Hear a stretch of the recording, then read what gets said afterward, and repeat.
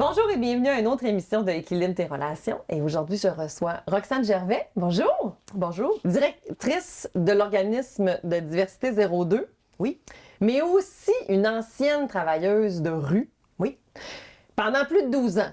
Exactement. Et aujourd'hui, je te reçois, parce que je t'ai déjà reçu pour parler plus de diversité 02, mais aujourd'hui, à moins que tu m'apprennes que ça se fasse aussi partie des volets de diversité 02, mais on va parler d'exploitation sexuelle. Oui. Est-ce que vous couvrez ce diversité 02? Est-ce qu'il couvre aussi en termes de services? Oui, effectivement. Okay. C'est un service qui est couvert par Diversité 02. Okay. En termes d'exploitation sexuelle, on a une formation qui est spécifique sur les violences sexuelles en contexte LGBT parce que il y a des particularités très spécifiques pour les gens de la communauté qui vont vivre des enjeux en lien avec des violences sexuelles, de l'exploitation sexuelle. Donc, on a déjà un mythe là, ici. Là. Est-ce que c'est vrai qu'il y a plus d'agressions sexuelles dans la communauté LGBTQ+, que dans la communauté non LGBT?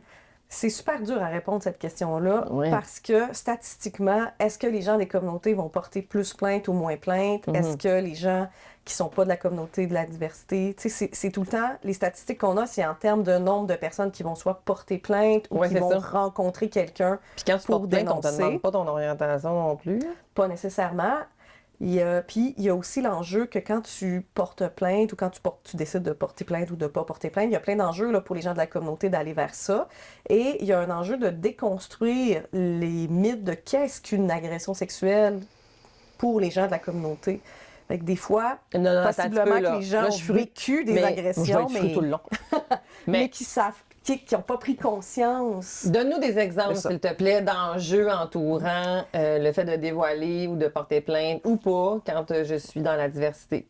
Ben, au niveau de la diversité, si on prend, j'ai plein d'exemples qui me viennent en tête, mais si on prend des enjeux, déjà, au niveau des communautés LGBT, il y a beaucoup de polarisation, il y a beaucoup de préjugés, il y a beaucoup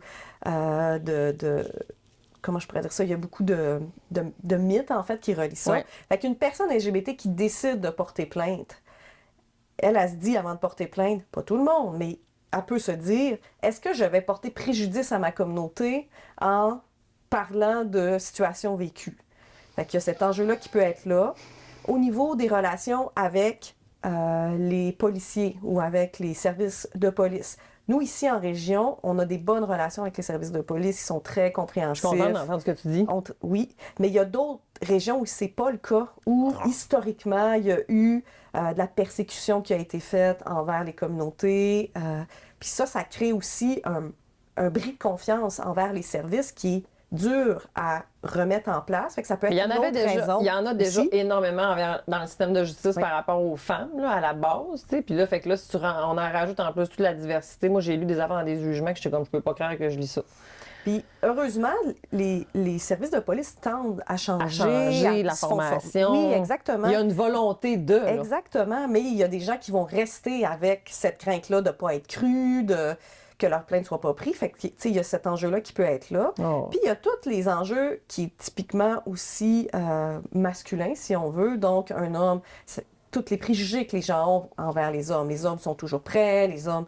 un homme, c'est pas une victime.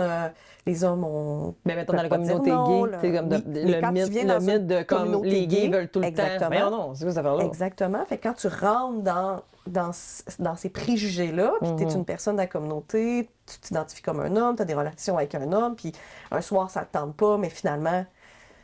ça arrive quand même. Puis toute l'espèce de pression sociale aussi que les hommes peuvent vivre par rapport au fait de dénoncer une agression sexuelle par un homme en termes de lien avec leur orientation sexuelle. Fait que il y a plein de choses qui rentrent en compte, qui fait que c'est vraiment dur de répondre à ta question de base. Absolument. Qui est-ce qu'il y a plus d'agressions sexuelles dans les communautés LGBT? C'est dur à dire.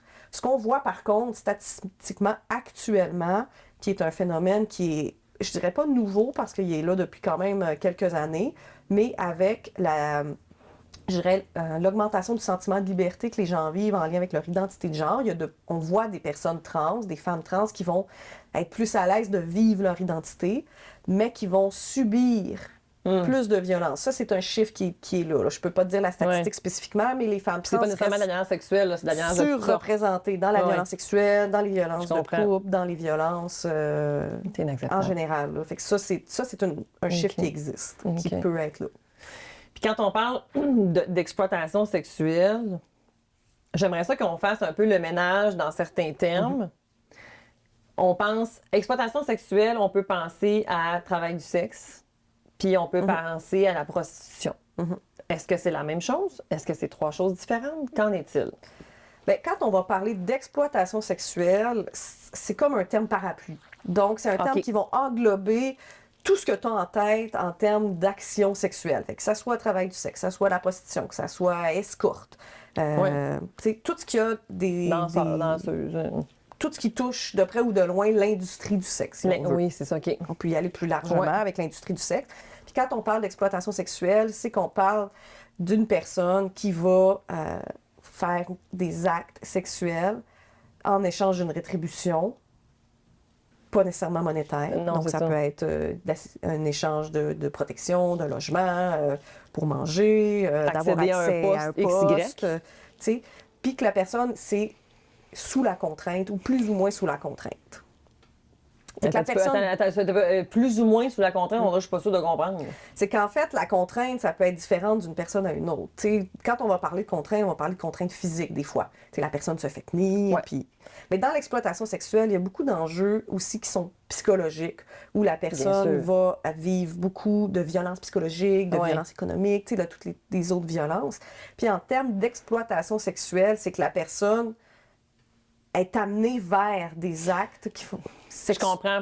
Elle a l'air d'être d'accord, mais elle l'est pas nécessairement. Elle peut l'être sur le coup, mais quand on regarde plus avec un pas de recul, plus de façon macro, on peut voir que la personne, il y avait des enjeux qui fait que avait des dettes. Elle s'est fait mettre dehors de chez ses parents. Elle est en fugue, si on parle plus des jeunes. Au niveau adulte, n'arrive pas à se trouver un emploi, pas capable de payer son loyer. Fait que oui, la personne va peut-être faire un choix conscient d'offrir un service sexuel, mais quand on regarde en arrière, tous les enjeux qui peuvent faire que ça va être ça son dernier choix, c'est là qu'on va parler d'un choix, pas de choix, ou le choix du moins pire des choix. Genre, je vais perdre mon loyer ou je vais faire une fellation à mon propriétaire, puis je vais avoir un mois de loyer de plus, je ne serai pas dans la rue. T'sais, les deux choix sont pas terribles. Mais entre être dans la rue ou faire une fellation, la personne va faire la balance décisionnelle puis va se dire, je vais aller vers ça. Est-ce que c'est tant un choix désiré ou c'est le moins pire des choix?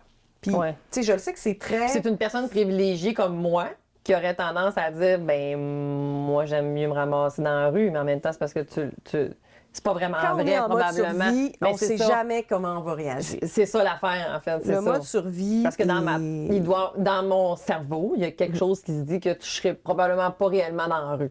Versus que si j'ai déjà été dans la rue, je sais c'est quoi la rue. Puis là, si j'ai un logement. Ou ça dépend de tes obligations, si tu as des enfants, si tu as. Non, mais c'est parce que je trouve que c'est trop facile, t'sais. des fois, comme préjugé. Mettons, si on prend. Là, je veux pas rentrer dans l'itinérance, mais là, il y a rien qu'à aller se trouver une job. T'as peu. C'est beaucoup plus complexe que ça. Fait que de dire, mettons, là, tu sais, j'aime bien mieux.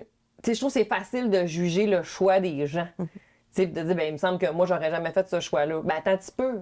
Dans un contexte similaire, tu le sais pas. C'est qu'on sait jamais, c'est comment les gens se sentent, c'est quoi les embûches qu'ils ont, c'est quoi leur histoire, c'est quoi leur bagage de vie, c'est quoi les risques qu'ils ont pris, c'est quoi les enjeux qu'il y avait à ce moment-là. Mais ça reste que dans tous les cas, une personne qui utilise des services sexuels d'une autre personne, on va parler d'exploitation sexuelle. De façon générale. Donc, la personne qui va payer pour le service, c'est elle qui exploite. C'est la personne qui va être exploiteur, mais ça peut être la personne qui va fait que tous les gens qui consomment de la pornographie... Qui vont vendre. OK, qui vont le vendre. OK. Ça peut être aussi la personne...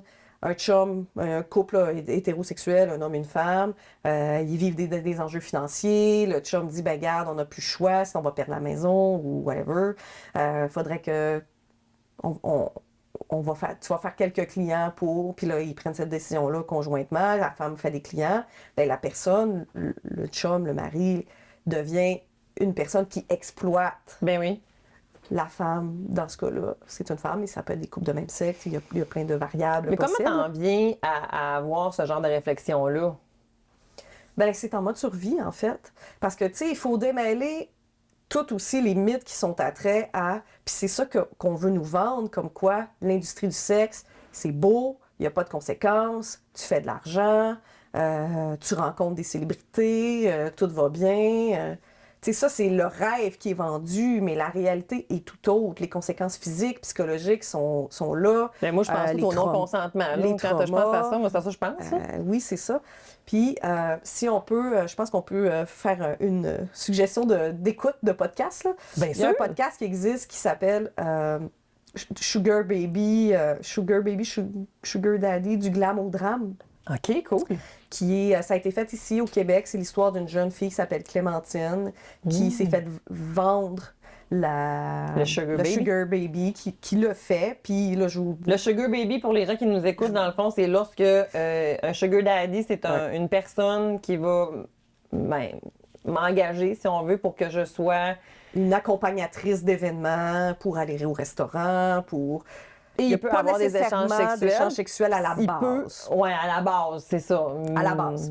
Puis cette jeune-là, qui a 18 ans, va raconter dans ce podcast-là tout ce qu'elle a vécu. Comment c'était au début, comment ça a glissé tranquillement pas vite, puis comment ça s'est terminé aussi. En drame. En drame. Fait que c'est du glam au drame. Vous comprendrez que ça se finit pas bien pour la personne. Mais elle va bien aussi expliquer tous les impacts qu'elle a vécu. Fait que si on revient, c'est qu'il y a beaucoup... C'est avec les vidéos, si on regarde aussi les vidéoclips, l'industrie du sexe, il y a quand même une partie qui est glorifiée, si on veut. Absolument, t'as raison. Autant pour les exploiteurs, les exploitants, les clients, c'est glorifié, mais... Il faut toujours se rappeler qu'il y a énormément de conséquences qui sont là pour les personnes qui vont travailler dans l'industrie du sexe, autant les personnes hommes, femmes, les personnes trans, toute personne, identité, orientation confondue, vont vivre plein d'impacts qui peuvent être à court, moyen, long terme. Ça dépend du temps aussi que les gens vont passer dans les milieux. Il y a un grand mythe qui existe aussi, je pense. Tu me diras qu'est-ce que tu en penses, mais c'est qu'en région, ça n'existe pas. Ou en tout cas que ça existe moins qu'en grand centre. Qu'en penses-tu? Ben, c'est effectivement un mythe. Ce qu'on voit moins, c'est de la prostitution de rue en région. Il reste moins longtemps aussi, puis ils s'en vont. Ben, c'est quelqu'un qui va faire du racolage en rue. Mais je dirais qu'on le voit moins de façon générale au niveau de la province.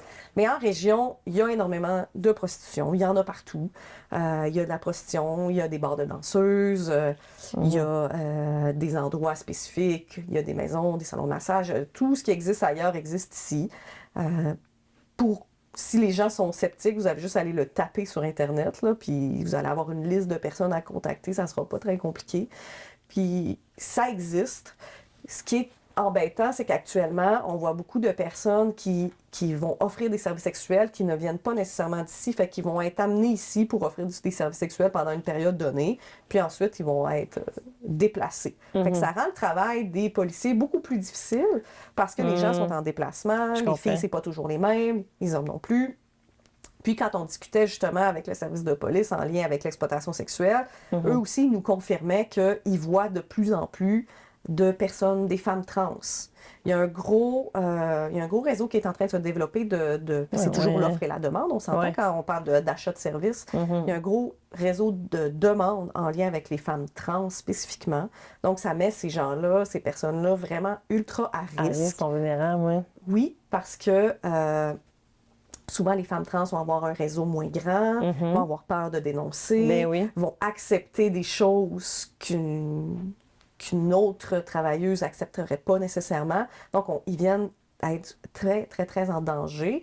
Puis au niveau des clients, ce qu'on voit, c'est beaucoup de fétichisation de la femme, surtout si la femme trans n'a pas eu d'opération, donc elle a encore son pénis. Absolument. À ce moment-là, c'est ça. C'est encore plus demandé. Puis, au niveau des clients, on va percevoir la femme trans comme pas une vraie femme. Là, je mets des gros guillemets, puis je veux pas... fait qu'on aurait le droit de insulter faire des personne. affaires que je ne serais pas une femme. Ça n'a pas de bon sens. Puis au niveau des femmes trans, ben, les femmes qui vont aller vers ce type ça va être souvent parce que les femmes trans, ça aussi c'est documenté, ont accès à moins de postes, vont gagner moins cher. Des fois, pendant leur transition, vont perdre leur emploi.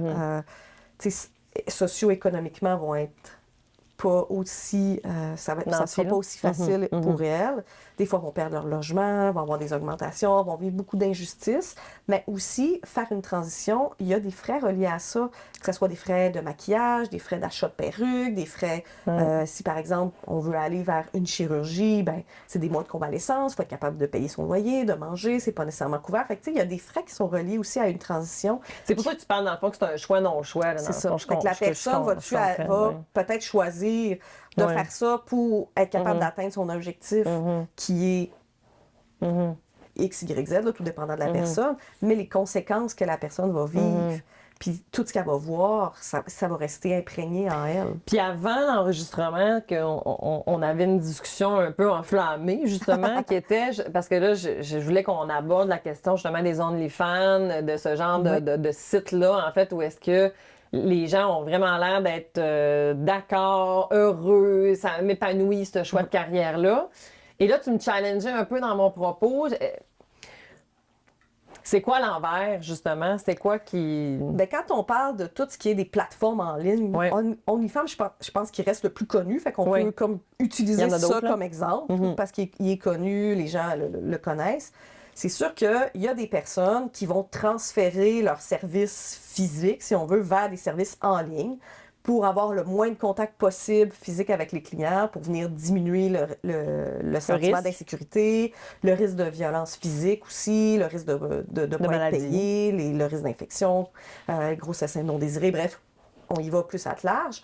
Mais en ligne, tu sais, ces risques-là sont diminués, mais il y a d'autres risques qui apparaissent aussi. Parce que là, le harcèlement peut quand même être là, la sextorsion, la revenge porn. Donc, OK, qu'est-ce que la sextorsion et qu'est-ce que la revenge porn? C'est utiliser des images pour... il y a quelqu'un qui va venir utiliser, puis il va venir la réutiliser après. Ça, elle va venir utiliser une image, puis il va faire de la sextorsion. Ça veut dire qu'ils vont extorquer la personne en disant, ben moi, je voudrais avoir ce service-là. Moi, je voudrais te voir en personne pour dire quelque chose. Moi, je vais... Ou sinon, j'envoie ta photo à tout le monde. J'envoie ta photo... oui, je comprends. Un peu cet échange-là. Puis quand on parle de...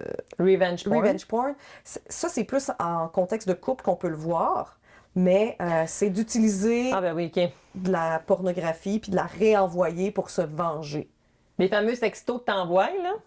Ça peut... Puis que là, de manière, je les envoie finalement à toutes... Dans la sextorsion, c'est qu'on veut retirer de l'argent. C'est que donne-moi de l'argent, sinon je vais... Et ça, il y a beaucoup de prévention par rapport aux jeunes, n'est-ce pas? Oui, il y a de la prévention qui est faite dans les écoles au niveau des sextos, tout ça. Mais quand on revient au OnlyFans, c'est qu'il y a quand même des risques qui sont là. Les photos, les vidéos, toute l'information reste quand même dans l'Internet. Le monde, là, dans le monde, dans l'Internet.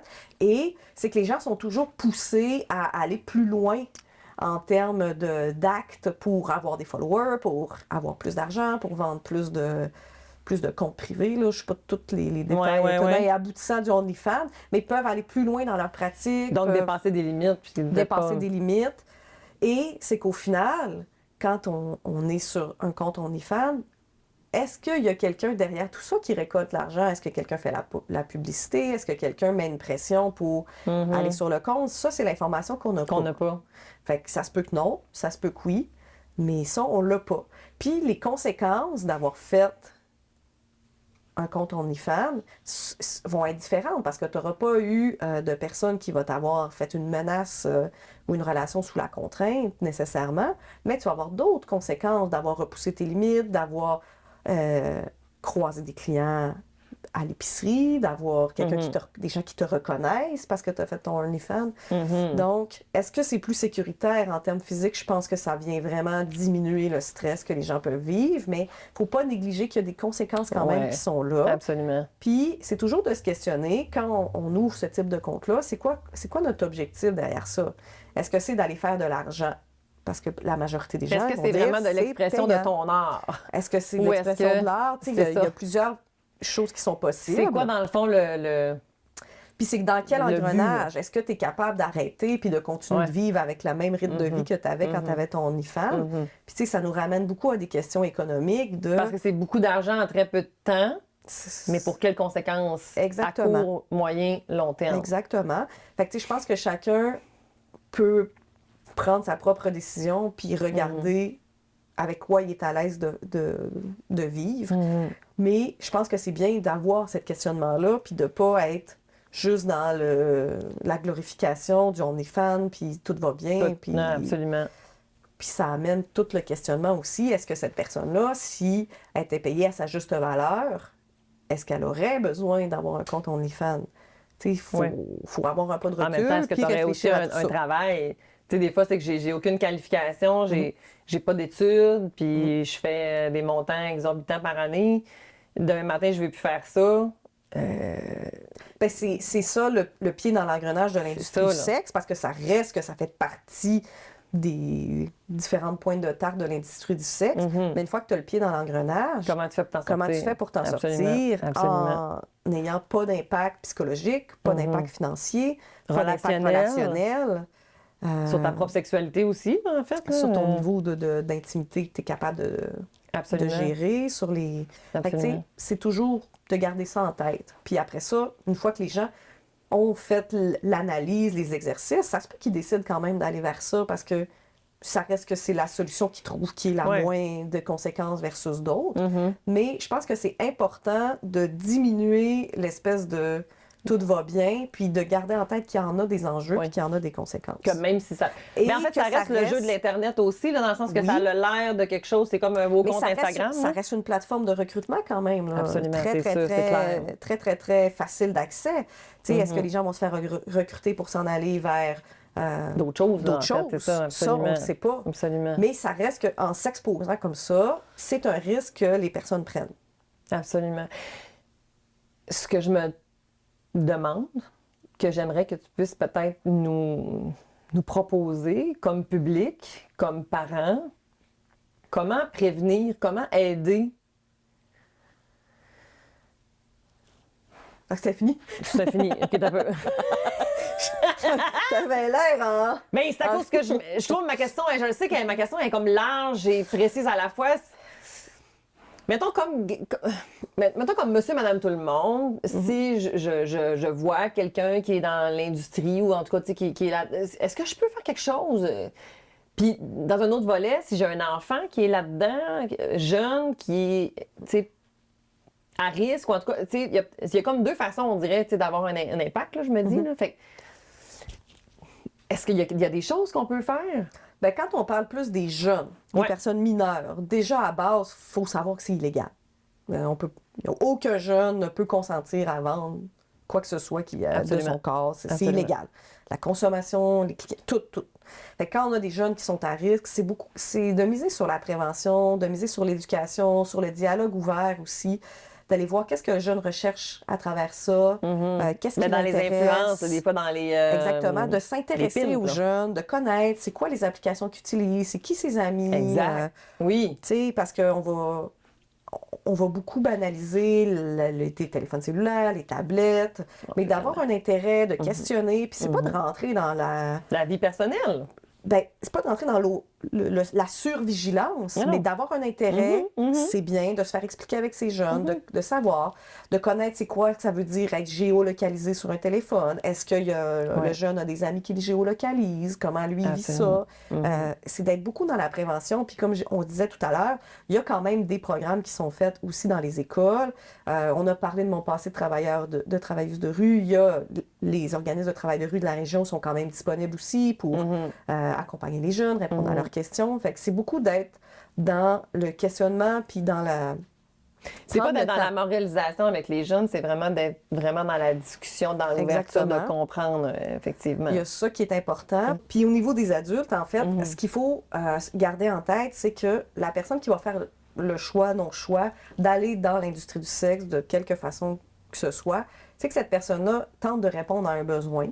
Donc, c'est de l'accueillir elle aussi, puis d'être disponible si la personne a besoin de parler, si la personne a besoin d'aide pour justement quitter le milieu, d'accompagner cette personne-là vers des organismes qui sont ici. Dans la région, il y en a quelques-uns. Il y a le Calax, il y a la maison d'hébergement à l'issue qui est là, les travailleurs de rue, comme on a dit. Fait que c'est toujours d'avoir une ouverture d'esprit, de comprendre que la personne vit une situation, est là-dedans. Puis ça se peut qu'au moment où elle est dedans, les impacts, elle n'en a pas. Qu'actuellement, on a parlé, la personne est dans « tout va bien, je fais de l'argent, moi je vois pas de problème », mais ça inévitablement, à un moment donné, il va arriver une rupture, une situation de rupture qui va faire que la personne va se remettre en question. Puis c'est à ce moment-là que c'est important d'être là pour D'être présent à ce l'accueillir, moment-là. puis d'être capable aussi de la référer vers d'autres ressources. C'est vraiment pertinent. Ça veut donc dire qu'il faut que je respecte son choix pendant ce temps-là. Ça me fait beaucoup penser des fois, en fait, avec une personne qui est dans une situation de violence conjugale, tu sais, puis que t'es son proche, puis que t'as comme le goût de dire, ben voyons, tu sais, ça sert à rien de mettre de la pression pour que ça sorte, pour qu'elle sorte. Il faut qu'on l'accompagne. Puis des fois, ce sera peut-être pas nécessairement au moment où est-ce que toi, tu perçois que c'est le bon moment. Exactement. C'est ça qui est des C'est fois la pas facile personne pour qui les va... proches. Non, c'est ça. C'est pas facile pour les proches. Puis le cycle de l'exploitation sexuelle ressemble quand même beaucoup au cycle de la violence conjugale. Il y a une période de lune de miel, il y a une période de remise en question. Absolument. Il y a une période de situation de crise, mais la situation de crise pour la personne n'est pas nécessairement la même que pour la personne aidante ou le proche. Mais c'est d'être là, de pas mettre fin, ou en tout cas d'essayer de maintenir les liens avec la personne pour quand elle va être rendue à Oui, parce que si tu as coupé les liens avec cette personne-là, puis là, 2 ans plus tard, elle est mal prise, puis que là, elle est prête, puis qu'elle a dit, ben là, j'appellerai pas ma mère, elle m'avait déjà coupé les ponts, tu sais. Je comprends que c'est pas facile, mais en même temps, au moment où est-ce qu'elle va être prête, est-ce que tu veux être là? Tu sais, oui, puis ça, je dirais que c'est très, je veux dire, du cas par cas, ou comment les gens vont gérer leur relation. C'est pas évident. Puis, tu sais, on peut pas non plus dire à un proche qui vit énormément de choses de maintenir un lien qui va l'amener dans plein de situations de détresse. À sa propre détresse, oui, c'est ça. Mais l'important, c'est de savoir que quand la personne va être prête, il faut qu'elle ait des options. Fait que si c'est pas un proche, est-ce que ça sera un intervenant? Est-ce que ça sera une ressource? Donc, à travers, puis on va terminer là-dessus, Roxane, à travers le Québec, on peut contacter les organismes, les CALAX. Oui. Ici en région, les CAVAC aussi, qui sont les aides aux personnes victimes de violences ou d'actes criminels. Absolument. Les CAVAC. Ensuite, il y a des organismes qui sont plus spécialisés en termes d'exploitation sexuelle ou de travail du sexe, de prostitution, peu importe le terme que les gens vont utiliser dans leurs offres de services. Puis, ici en région, on a un nouvel organisme qui est en train de se mettre en place, là, qui a des services spécifiquement, qui s'appelle la Maison d'hébergement L'Issue, qui a une mission très, très, très spécialisée en termes d'exploitation sexuelle. Donc, pour les personnes qui sont actuellement dans l'industrie du sexe, qui veulent en sortir, qui veulent rester, mais qui veulent avoir de l'aide. Donc, c'est une ressource qui est là aussi en région pour ces personnes-là. Génial. Merci énormément, Roxane, d'avoir été avec nous. Ce sujet-là est méconnu, ou en tout cas, comme tu dis, il y a beaucoup de déni autour. On dirait qu'on veut... Mais c'est important d'avoir la discussion réelle pour éventuellement aussi pouvoir faire aussi une différence. Donc, merci énormément de ton partage et de ta venue à mon émission. Ça fait plaisir. Bye.